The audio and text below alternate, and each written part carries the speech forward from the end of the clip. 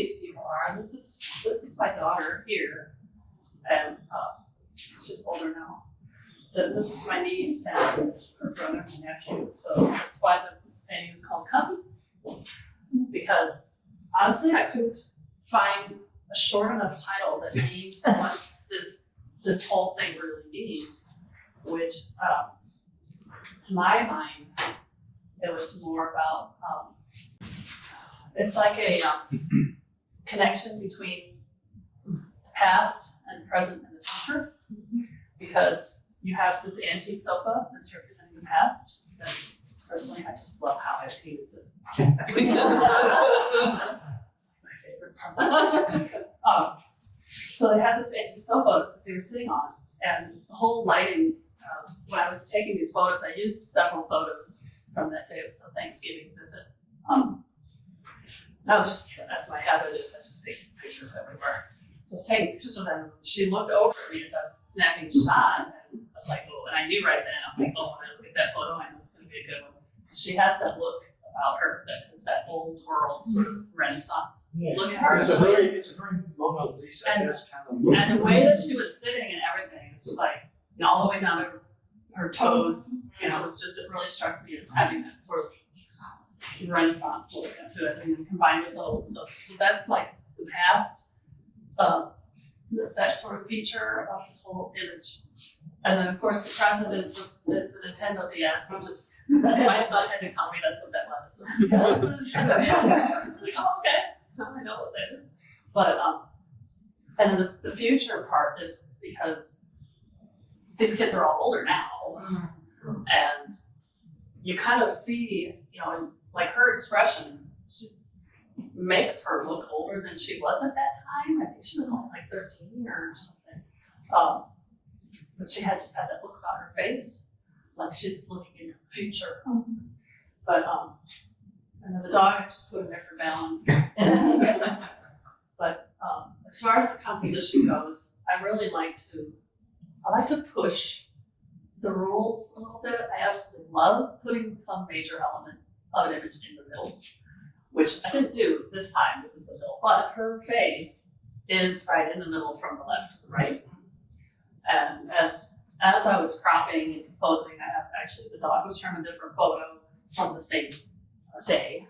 And the kids were all sitting on the sofa like that, but they were all actually from separate snapshots. So I was just taking pictures like this. And as I was cropping the images and figuring out how I was going to actually have the borders of my image going, they kind of got pushed, everything kind of got pushed to the left a little bit. And I decided to try to see if I could put her face right in the middle and make it work. So, and actually it's the dog that helped me make that work. But otherwise, I do all of my composing, like my sketchbook.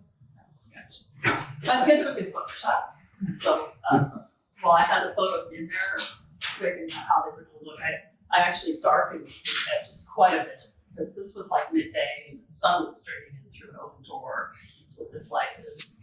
And the light on them is pretty much just the same as the light on her, but I darkened it and dimmed it down quite a bit on that side so that the focus was on the girl in the middle. Beautiful.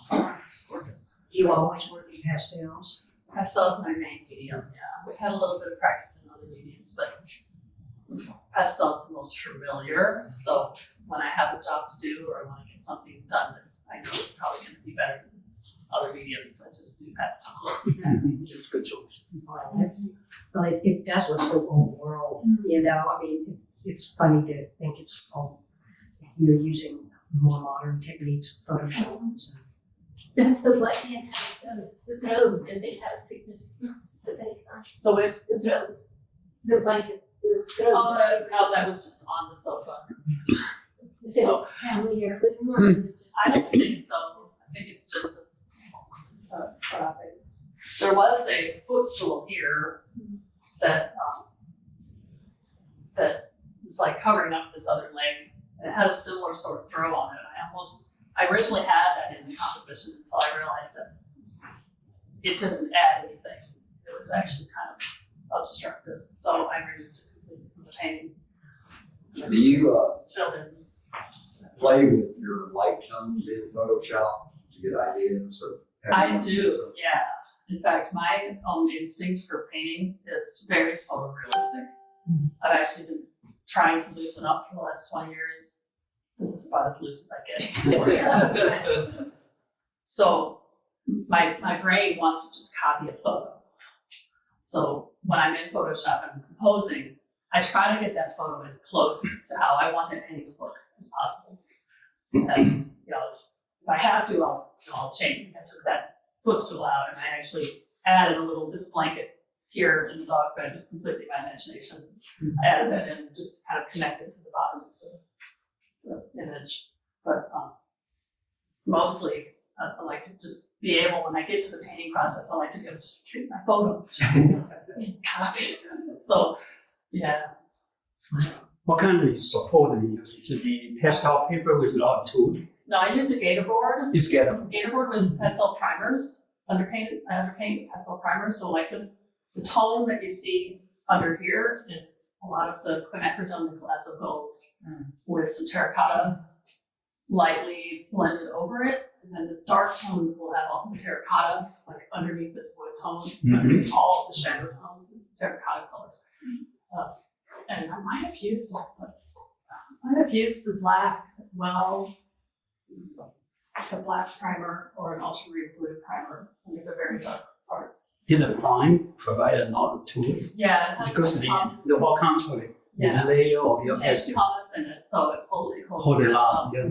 But That country is good.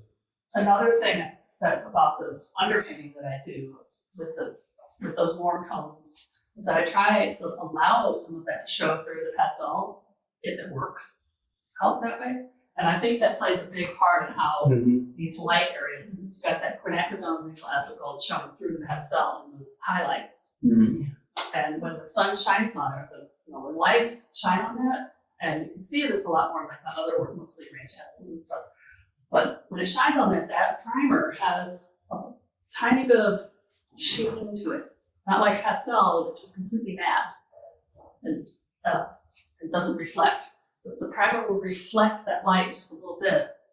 And so that's part of how I get that feeling of light in my paintings, is using those underpainting materials.